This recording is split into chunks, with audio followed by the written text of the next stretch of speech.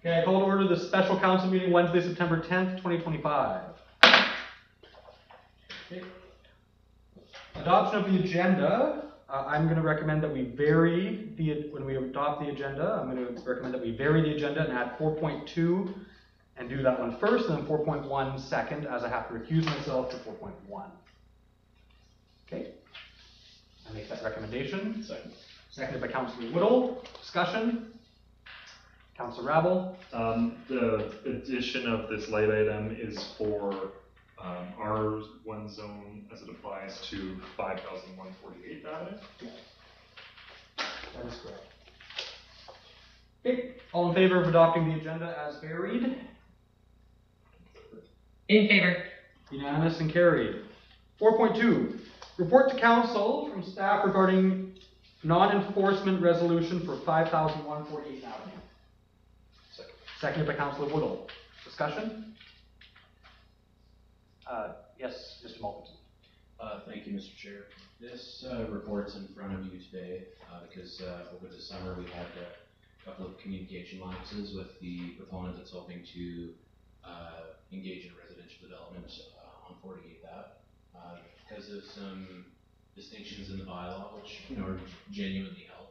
The property owner ended up purchasing a home that's about a foot shorter than what we believe R1 allows. So loyalty to the bylaw. So the home is slightly smaller than? Correct, yeah. It's 0.3 of a meter smaller than our zoning. Our bylaw tells people their houses needs to be a Has to certain be a size. certain size. Has to be a minimum width. That's correct. Oh, So we're I read this up as being, it was a foot no, wide. they made it for a 0.3 if we'll allow this house to be So they're asking if we can have, if they're allowed to have an extra foot of smaller house than we allow. Smaller house, yeah. That's exactly right. Oh, So basically the normal process, the normal way that we deal with this is, development variance permit. And, the folks can go through that process. It's outlined in section 498 of the Local Government Act. And, application process, residents get noticed.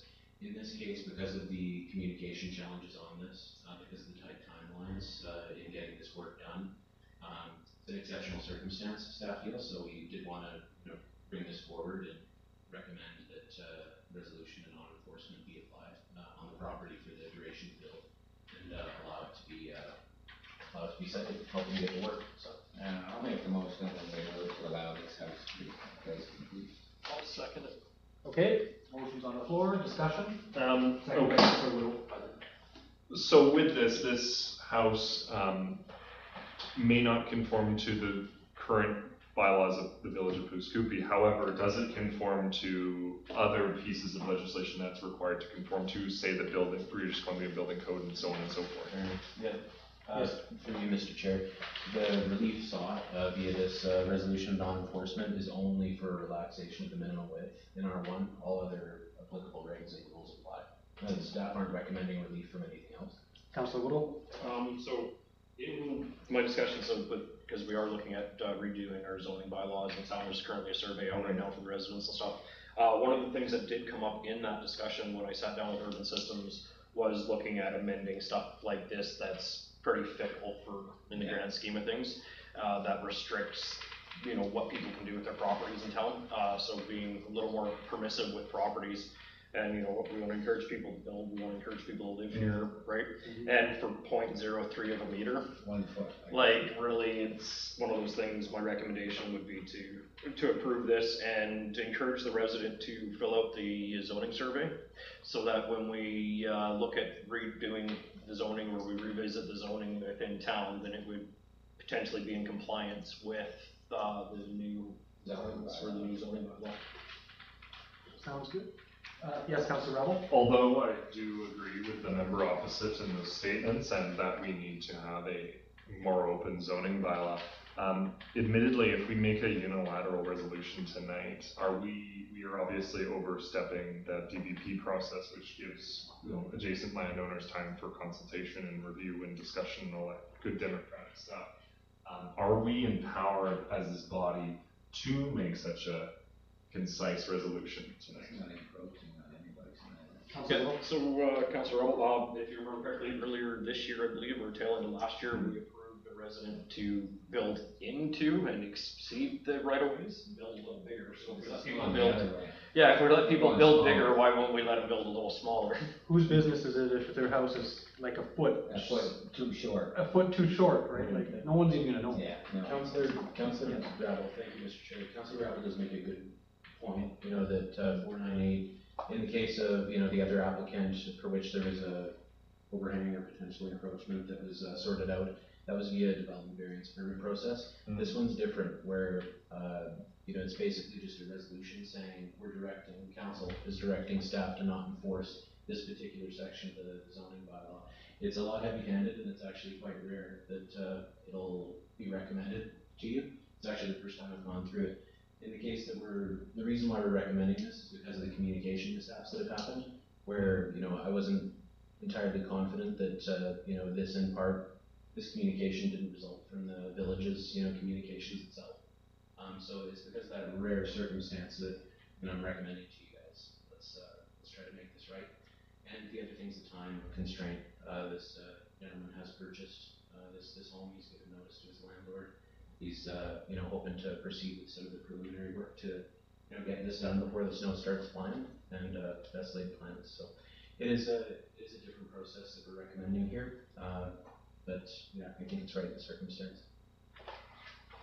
Councilor Rattle? And, okay, so as this structure is simply smaller than what's allowed, the damage is not to potential adjacent properties. The potential perceived injury is only to this ridiculous width requirement, which I think that people should be able to build something appropriate in their own. Which may very well change in the next couple of months anyway. Yeah. Revisit the bylaw. All right. Mr. Malkinson, do you have? No spoilers. Sorry. Okay. Mr. Malkinson, do you have the motion, Yes, I do. I can read it out for you if you'd like. please? There's a little bit of gobbledygook in here. What's recommended in these circumstances is to use, council's using what's called a policy defense. You guys might have heard about that Nelson snow removal case a couple of years back, where somebody broke their leg and got all the way up to the Supreme Court of Canada, and the Supreme Court said, well, there's a couple of conditions you need to meet in order to exercise, you know, true policy discretion as defined, you know, by the Supreme Court. So there's a little bit extra in here, but the resolution reads, or the recommendation reads, the council directs staff to not strictly enforce the minimum principal building width requirement of the R1 zone under zoning bylaw number 1058, as it applies solely to 5,148th Ave for a period of up to 2 years in recognition of the following factors. The minor nature of the bylaw infraction, in this case 0.3 meters, budgetary and staffing limitations, and continued enforcement of the aforementioned requirements, communication errors during processing, and the absence of safety issues in respect to non-enforcement, and the staff retaining discretion to enforce should health, safety, or additional contraventions arise. That was Councilor Johnston's motion. Okay. Oh, Yes. was it seconded? Sorry, I apologize. That was this. We're Yeah, still in the we discussion. just I wanted to clarify the motion. So Councilor Rabel. Yep. Go ahead. Well, he's ready to vote now. Okay. No, well, I apologize, it's on the floor, right? It's on the floor for discussion. I'm Okay. asking you if you have any comments. Well, the piece is up to 2 years, and that puts this person in this limbo land for the next 2 years of what happens after 2 years. It's not that, you know, we would proceed with enforcement at that time. 2 years is, you know, basically, you know, a range on the time that the individual can complete all the works identified in this building permit. So it's basically would be cited legally, you know, in that 2 year. He has 2 years to put it there. The other reason it says 2 years is because that's another part in the Supreme Court test. It needs to be, if there's going to be a policy exception or, you know, limitation and duration, you know, council theoretically would want us to get back up to our proper level of enforcement on the building bylaw at some point. So we've limited our liability on this. That's the strat. Okay. I'm going to call the question. All in favor of what Mr. Malkinson read out and was made by Councilor Johnston? In favor. Unanimous and carried. Wonderful. I do need to recuse myself for 4.1, so I will be leaving the room, and I will be handing off to Councilor Woodall. Mr. Chair, why are you recusing yourself? Just curious. Because I am the president of the Pouce-Coupe Royal Canadian Legion, and the Royal Canadian Legion is mentioned in policy. It's just a nicety on the recusal thing, so we'll make sure that's not in the minutes. Thank you. Perfect, thank you. And Councillor Rebel? I will be recusing myself from the discussion and voting of the next piece for the progressive tax policy creation, as I serve on a board which could be, be a part of this. Potentially, yeah, I declare a conflict of interest. I'm recusing myself. Sorry. Thank you. I don't have my words tonight. Well, it's all yours. Word salad tonight. He's got all your words tonight. I know, alright, now the gentlemen have left. We're gonna move on to 4.1, permissive tax exemption policy 3.12. The recommendation that council approves the permissive tax policy number 3.12 as presented. Do I have a seconder for that? Alright, and discussion? So this is just that tax exemption for the Legion. Yes. Yeah, thank you, Mr. Chair. So the background on this is I understand that there was some discussion in prior years about building an application process for other interested organizations in the village that wish to apply for a tax exemption. It seems that the bylaws that the village had passed basically every 3 years, there's some organizations that are listed and they're granted an exemption for that length of time. So basically this is us just building a bit of an application process that we can share. So if council is in favor of this tonight, or if council likes the way that this looks, again, this is a special meeting. So if you authorize this policy tomorrow, we'll communicate it out to the folks that are currently exempt from taxation. And then we'll communicate to, certainly to the Legion, because they made a delegation to you guys last November, and you said that you wanted to work with them on. At least the minutes noted that you wanted to work with them. Yeah, they missed the deadline last year. Yeah, and any other folks that that might wish to make an application. So it's just building some process around it, getting it a little bit more objective. Mayor Beach?